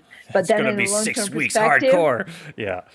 yeah, and then I could just hurt myself, and then that wouldn't be good. So how often do you meet with your coach? I mean, is it just a Zoom call these days, or do you physically meet, or do you guys go for runs together, or how does that work? So there is a different type of coaching, and there are in-person coaching, but less with the COVID and stuff. Yeah. So there is like before COVID, it was like you could do like one-on-one coaching, but that would be the most expensive one. But then it is like group coaching, which would be very common, like running groups. People would meet with a coach, they will tell what to do, they will run, report, and then also he will be given like training plans online. And then there is like online coach, either in group or in person. So I provide like one-on-one online coaching, which is I communicate through special platform for running coaching with my clients, and I see their reports and data about from their running watch. It syncs with to the program, and if they need to communicate with me, it's usually sometimes they set up calls with me or just messaging. So I coach people only online. So So the conversations you have between you and your coach and you and your clients, are they similar, or what would be the difference between those calls? it just depended on what clients I have and Mm-hmm. what goals I have. So I coach people like with different goals. Some people want to just I don't know, learn how to run. Right. Some people want to get faster on 5K. Some people are training for marathon, and different people have different questions.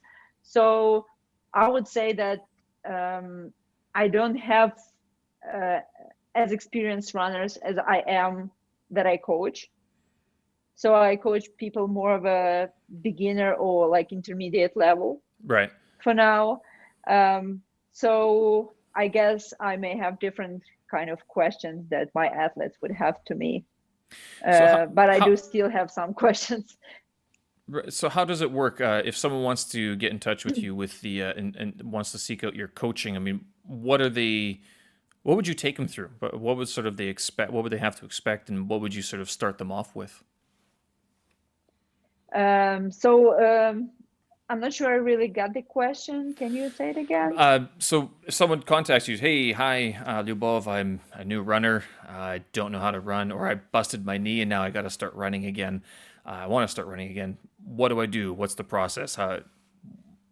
Got it. What can you help me do to get me running, since you're in Colorado and I'm in, I don't know, pick a place, Saudi Arabia? Right.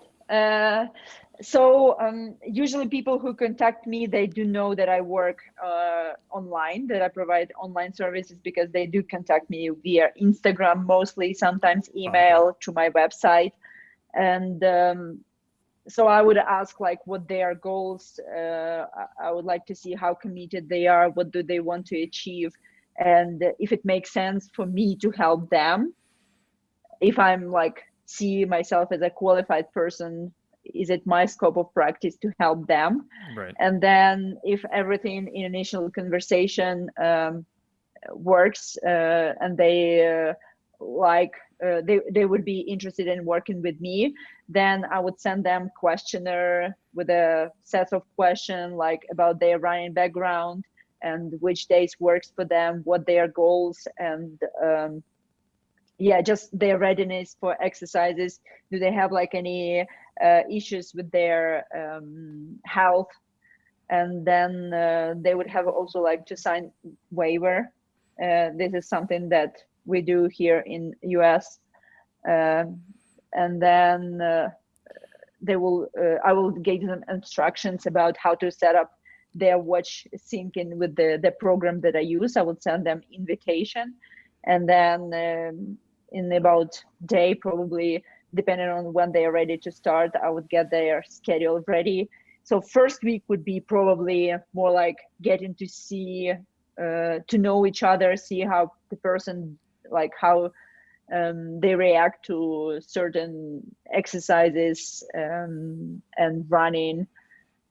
Because I don't just provide running, but also like fitness exercises, because you would need to get stronger in different ways. Also like stretches and warm up and cool down.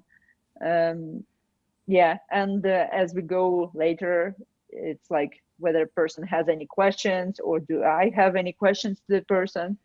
And later, like it's more smooth process. Right. So you've said no to people though.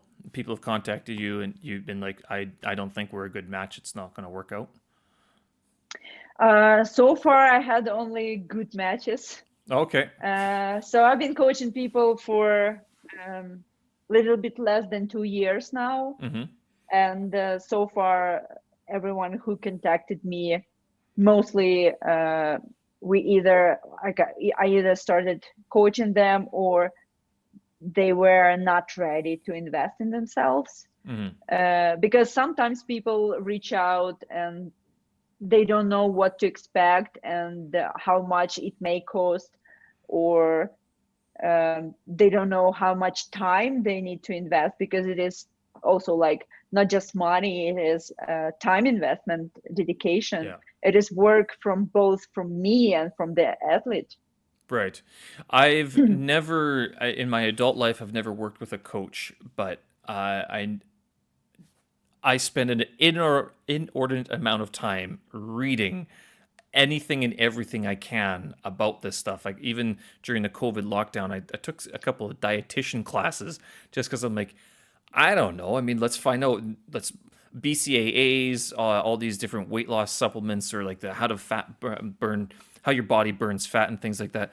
I mean, I would say that the amount of time I spend reading these books and articles, like science articles and stuff like that, about this, how your body works, most people wouldn't do that. And I fully appreciate that, there are people like you who can coach and like translate all of this mumbo jumbo and not sound like, oh, look at all these fancy words that I know. No, and you can actually communicate it in a way that people can understand and then take action on.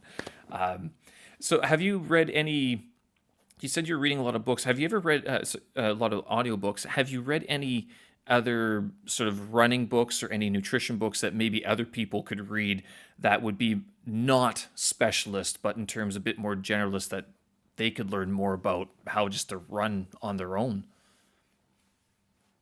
I haven't read like specifically books about running. I was reading books more about mental training, Right. Okay. which included some of or like running memoirs. But there By are who? certainly like good books like Jack Daniels.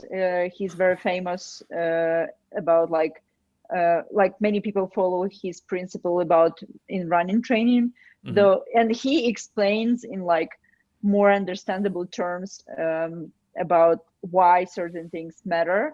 It just I wouldn't think it's super easy just to read that book right away and get everything in. I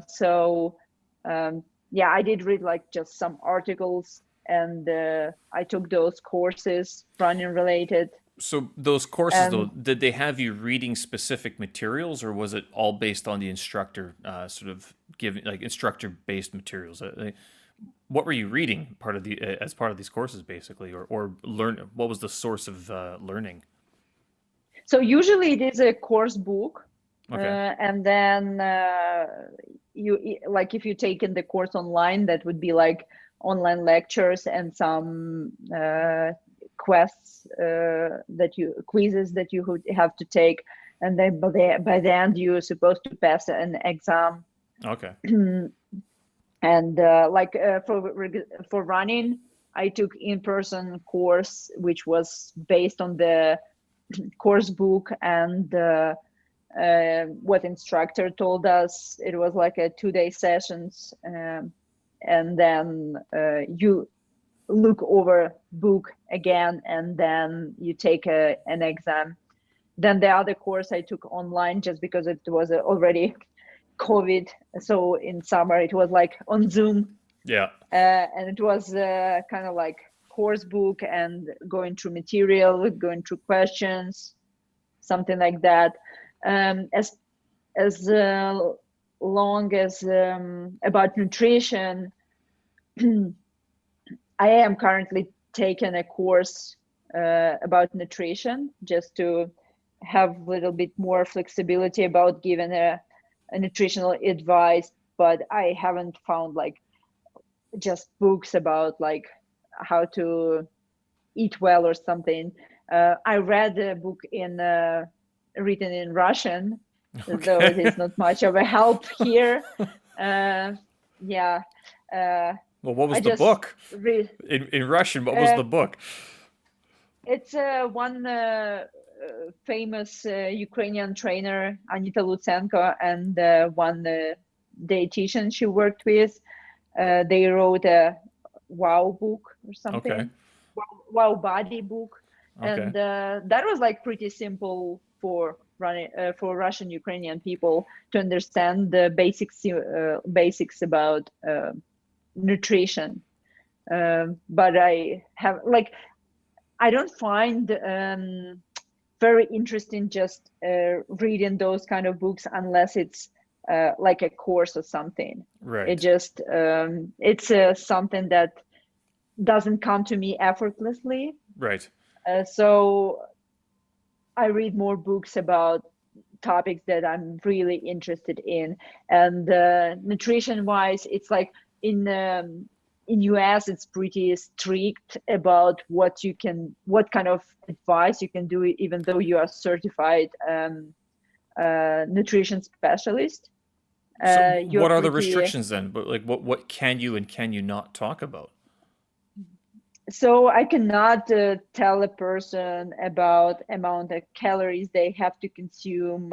I can give more of a I can educate probably somehow about what is like carbohydrates, fats, and proteins and all that stuff, but I cannot do like direct recommendations about amount of macronutrients they're supposed to consume.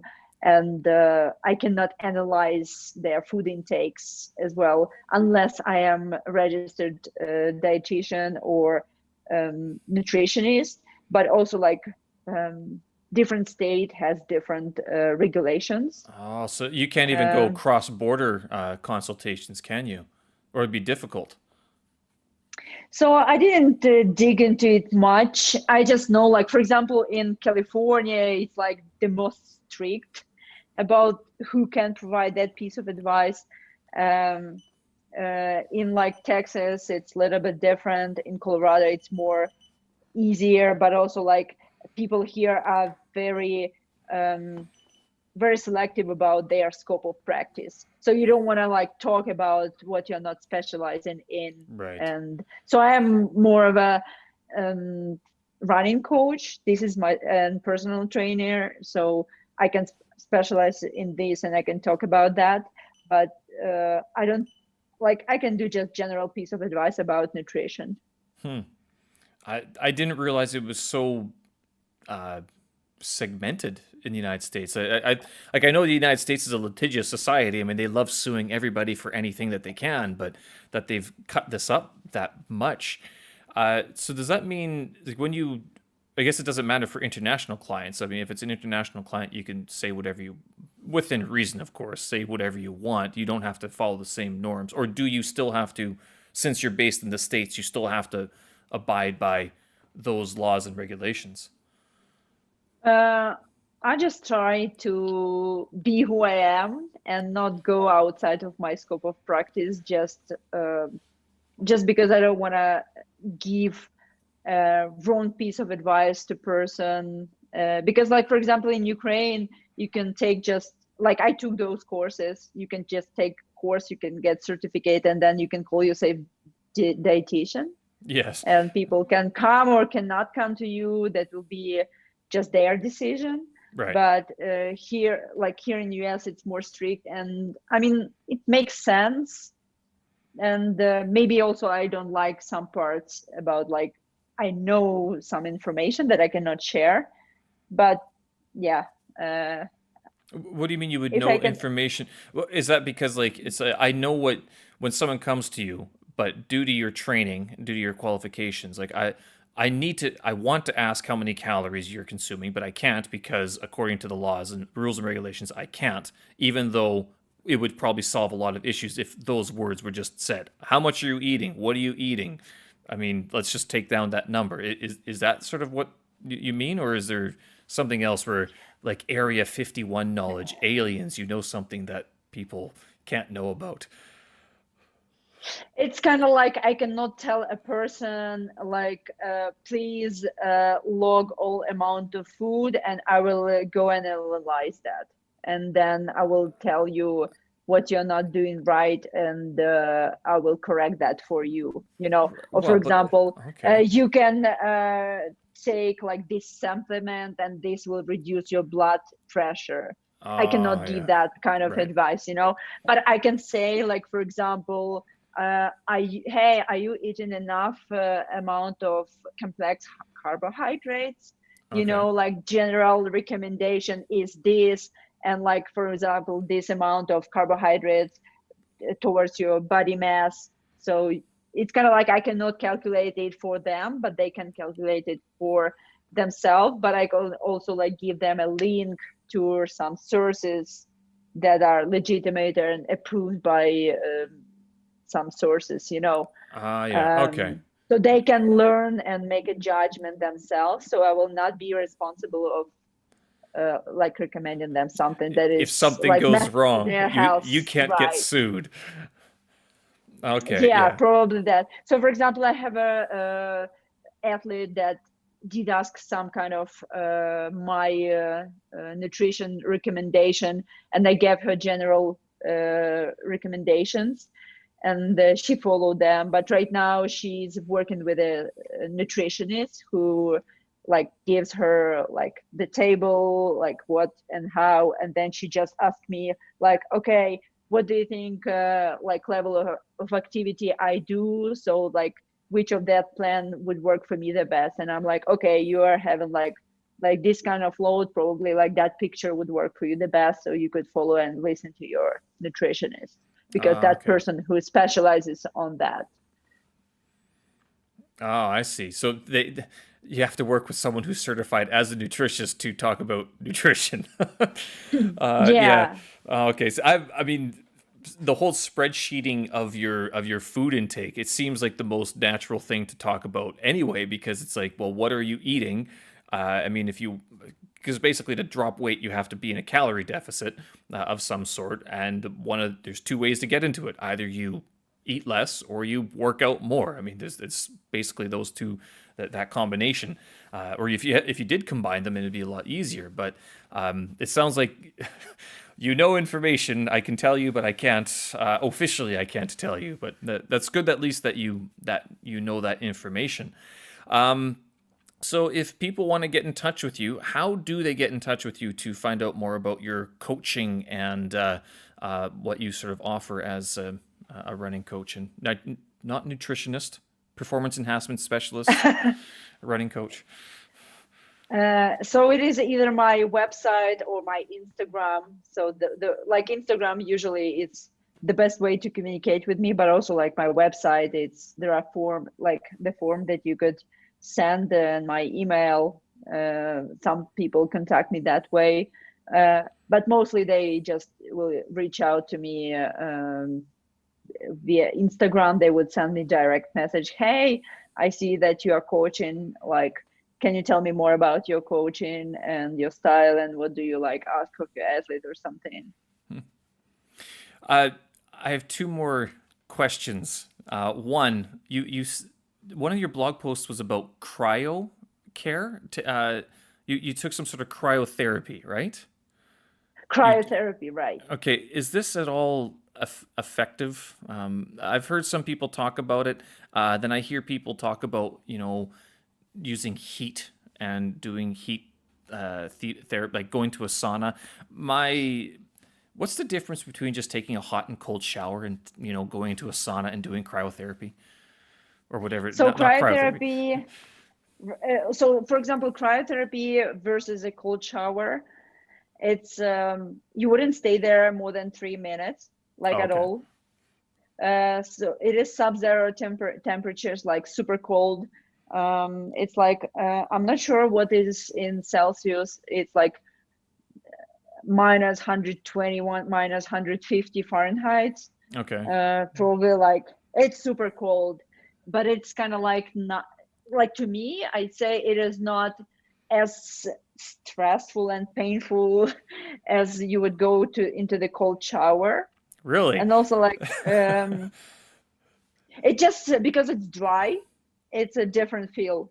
It's kind Oh, of like okay. that you are going outside in the winter and you would stay a few minutes, it would be fine, Huh. and then you will get warm again. It's kind of like takes all of the like bloodstream away from your like muscles, and then it's restarts it again. And people who tend to have like some injuries, that might be helpful. And also like it speeds up recovery. So because like each workout, it would be like a little stress, but Hmm. also like when you train a lot, you want to recover faster, Right. so you would train more efficiently. So it's been shown some good results. And when I did that, I really found that I was faster, feeling better. Like, so then I could train more efficiently. And so it's right after going to the cryotherapy, it will reduce time um, of soreness. Mm-hmm. Because it's basically So icing everything, and you normally put yeah, ice onto any sort of swelling. but this is like a shocking amount of that. Yeah. And yeah, also like sauna is also like really helpful because it does kind of like the opposite thing, but it also like increases the blood flow, so everything fixes faster. Right. So my second question, and I'll let you go after this because I know it's getting close to your bedtime, but you're smiling in so many of your pictures. So if someone goes to you for your coaching, are they going to end up like you, smiling? Because there's a picture of you smiling in the snow. You're smiling running uphill. You're smiling in the middle of a run. I mean, does this happen that you're just a happy person, or do you just love running that much, or why are you smiling in all your photos? So I became a happy person here in US because people are smiling here. It's probably you noticed when you were back in Ukraine that people are not very smiley there, No and one smiles. they don't do a small talks. But this is kind of like when I came to US, it's kind of like made me a happier person, Hmm. and I feel that smile. It's like it treats you, it makes you happier, you feel better, and it's. I mean, people are. People are liking you more if you are smiling and you feel good and you share that positivity. And I have also a client who told me that she kind of hired me because she loved that I was smiling all the time, and that along with her personality. And She, by the way, from Canada. She Okay. lives in somewhere in Quebec, and she said that she's a happy person all the time, positive, and she saw me smiling, and she said like, yeah, I have to be her coach, which made me really happy to hear that. Well, because your smiles and your pictures are a stark contrast to a lot of the other personal trainers that you see out there, like especially on Instagram. There's the guys like David Goggins who are serious and everything, and they're swearing, and then there's the girls who don't say anything and they're just in basically yoga pants. But here you're smiling at the camera, going, "Look it, I love it. I'm living my life and I'm loving it like this." Yeah, so actually, I've been reading a book, Train Your Mind for Athletic Success, Hmm. and it was written by sports psychologist, and he talked about researches uh, that do like on smiling. Like for example, they did also like some experiment. A person came to him with before some competition, said about something negative or doubts, and this sports psychologist told him like, smile and hold this smile for like I don't know, 2 minutes, and then his mood has changed and his attitude has changed over the competition he was taking a place in, and then he did very well. So it's kind of like, even though you smile, like doing this fake smile, it sends your brain those signals that kind of like, oh, I'm probably happy, and then your whole thinking is changing. But also like, when you do certain habits for a longer period of times, you are creating more this, how they call synaptic connections, Hmm. neurotransmitters in your brain, and then it's kind of like something that it's your habit, and then it becomes your personality, and then the more positive you are, the happier you are, and that's all starts. Because I was a completely like negative person back in Ukraine, and I called myself, of course, I'm a realist, which was not true. All realists call themselves, all negative people call Oh, themselves geez. realists. Okay. And yeah, I also like, but from this book that I'm listening currently, The Grit, they said that multiple research were done on pessimistic people and optimistic people, and optimistic people tend to live longer and less likely to have anxiety and depression. Right. um, yeah, so I'm a big smiler. Now, but are these pictures taken in the morning or are these pictures taken later in the day? You're not smiling like this at your 6:30 morning run, are you? I am, because I'm Wow. happy to run. Yeah, I mean, I can smile any time of the day, but of course, like, I have different kind of emotions. It just, I'm trying to change everything on positive whenever I can, or when I experience bad emotions, I just let them go, and I don't know, journal, and watch something positive to get back my positivity on track. All right. All right. Because when you get, yeah, Go ahead. When you get what? yeah, if you get into negative cycle, you can get stuck, and then it's hard to get back from that. Yeah. So I'd rather not to get there. And that can happen with people who get injured as well. I've noticed that a lot of the usually it's the young women who get injured here in China. They're like, "Oh, I can't. It's too hard. I hurt I hurt my knee or something." And then all of a sudden it's like, "Well, if I can't do this now, then I'll never be able to do it." I'm like, "No, you got to find out. You got to think yourself beyond that injury. You got to think, yes, I can do this. I will be able to do it, and just figure out how to make it work, sort of thing." So. Liubov, thank you very much. We've gone on for a couple hours now. It's been great. I've learned a lot about running and sort of the mental aspect of running a marathon. I don't know if you've convinced me to run a marathon just yet. Maybe in time, but certainly I've learned a little bit more about what it takes to do this. So I will put your contact information on the show notes for this episode. Um, yeah. Is there anything else that people should know before we get going? Yeah, always look for a positive, like every experience in our life, that we will learn from it. That's what I'm trying to convince myself, and looks like that works, and it's so much easier to live that way. All right. Well, thank you very much again. It's been a pleasure talking to you, and nice to meet you. We will talk again and keep in touch. All right. Thank you so much. Okay. Thank you. Bye bye. Bye bye. And that ends episode number 19 of my podcast. So thank you very much for joining me today. I will put those links on the show notes. You can take a look on my website, stevensersky.com. I thought it was a great conversation talking to someone who basically lives this life of running now and has gone from not running to running every day or at least several times a week, and changing the way that she's able to think about what she is going to do every day and in life. It was also very interesting to find out that she's from Ukraine. I hadn't known that before we started talking, but I hope you guys enjoyed that. Thank you very much for joining me. We will talk again. Bye-bye.